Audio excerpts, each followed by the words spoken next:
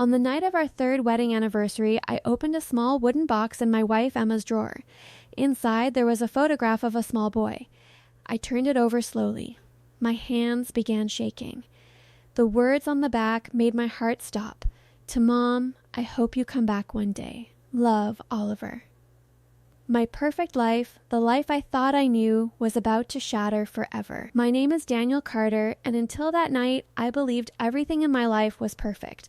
I had a steady job, a small but cozy home in a quiet town, and a wife who I loved more than anything.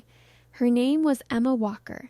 She had the softest brown hair, the calmest blue eyes, and a smile that made every day brighter. Every evening, she would wait for me at the living room window when I returned from work. As soon as I walked in, she would smile and say, "Welcome home, Daniel." That simple sentence made all my worries disappear. I thought I had everything a man could wish for. But life has a way of hiding its darkest secrets behind the most peaceful faces. I first met Emma in a small cafe near my office. She was sitting alone by the window, reading a book and sipping tea. Sunlight fell across her face, making her look like someone from a painting. For a moment, I couldn't move. I just stared. Then I finally gathered the courage to speak. "Excuse me," I said nervously, "is this seat taken?" She looked up, smiled gently, and said, "No, you can sit." That day we talked for hours. She told me she had moved to the town for a fresh start. I didn't ask many questions. Everyone has a past, and sometimes it's best not to dig too deeply. Over the next few months, our friendship grew into love. Coffee dates became dinners, dinners turned into long walks through the quiet streets. Slowly, I fell in love with her completely. After a year of dating, I proposed to Emma at the same cafe where we first met. My hands were shaking as I held the small ring box. "Emma," I said, "life feels right when you are with me. Will you marry me?" Tears filled her eyes. "Yes," she whispered. Our wedding was small but beautiful. Friends and family attended. Music, laughter, and joy filled the air. But one thing felt off. Emma's family was nowhere to be seen. When I asked gently about it, she said softly, "My family and I, we don't talk anymore." I didn't push. I wanted to respect her privacy. The first year of our marriage was perfect. Emma cooked, we laughed, watched movies, and sometimes stayed up talking about our dreams. But slowly, small signs started appearing. Sometimes she would wake up in the middle of the night, sit on the edge of the bed, and stare into the darkness. "Emma?" I would ask. She would quickly lie down. "Just a bad dream," she said. Her phone was always private. Messages came and went too fast to see. I once joked, "Are you hiding a secret admirer?" Emma smiled, but her eyes looked worried. I ignored it. I loved her, and love sometimes makes people blind to what is right in front of them. 3 years passed, and our third wedding anniversary arrived. I planned a romantic evening at home, candles, soft music, a home-cooked dinner. Emma wore a simple white dress that night. She smiled at me warmly. "Daniel," she said softly, "thank you for loving me." I kissed her forehead. After dinner, she suddenly remembered, "I forgot to buy dessert. I'll quickly go to the store." While she was gone, curiosity got the better of me.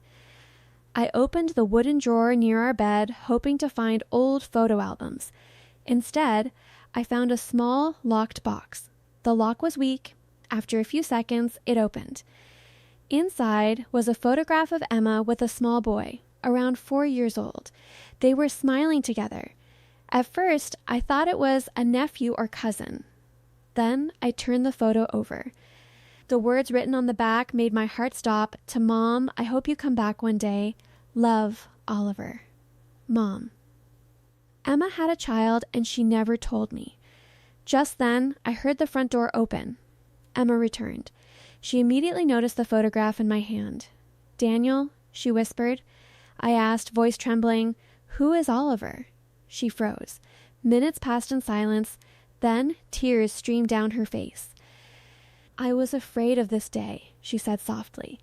"Afraid that you would discover the truth." I pressed her. "Then tell me everything, Emma." She sat down slowly, hands shaking. "Before I met you," she began, "I lived in another city. I fell in love with a man named Michael. He promised to marry me. But when I became pregnant, he disappeared. I gave birth to a boy, Oliver. I tried to raise him alone, but life was hard. My parents forced me to leave him with them. They said they could give him a better life. I never went back." Her voice broke. "Then I met you. I was afraid if you knew, you would leave me too." The room was silent. My heart ached not just for myself, but for the child she had been forced to abandon. I couldn't sleep that night. I held the photograph, staring at the smiling boy. How could someone so innocent be hidden away? My mind was a whirlwind of emotions, anger, sadness, betrayal, but also love. I loved Emma. She had been honest about nothing until now. Yet, a secret like this, it changed everything. By sunrise, I realized I had no choice. Real love meant facing the truth together. I told Emma, softly but firmly, "We have to find him." Her eyes widened. "You still want to help me?" "Yes," I said. "Your secret broke my heart, but abandoning your son would break it even more." Emma's tears this time carried hope, not just guilt. We spent weeks preparing. We contacted her parents, found old records, and finally located Oliver's school. Emma was nervous. What if he doesn't remember me? What if he's angry? "I don't care," I said. "He's your son. He deserves to know you." On a rainy afternoon, we waited outside a small school gate. I held Emma's hand as she looked at the children leaving for the day. And then I saw him. A little boy, about 8 years old, ran out with a backpack.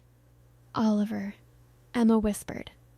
The boy stopped, his eyes wide. He didn't move at first. Then slowly, he ran into her arms. Tears streamed down Emma's face. "I'm so sorry, Oliver. I never stopped thinking about you." The boy hugged her tightly.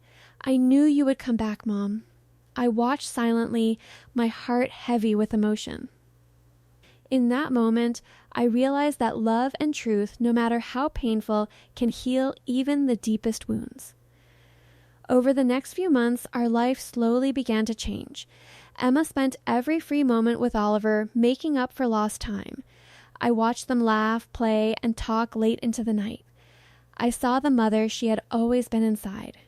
Sometimes, at night, I would sit quietly and reflect. Life isn't perfect. Secrets can destroy us.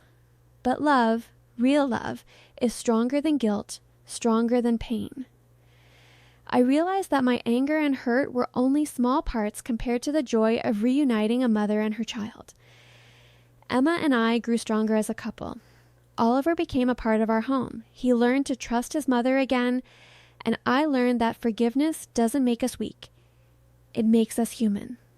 That night, as I held Emma's hand, we both cried. Not because life was perfect, but because we survived the storm together and found hope on the other side.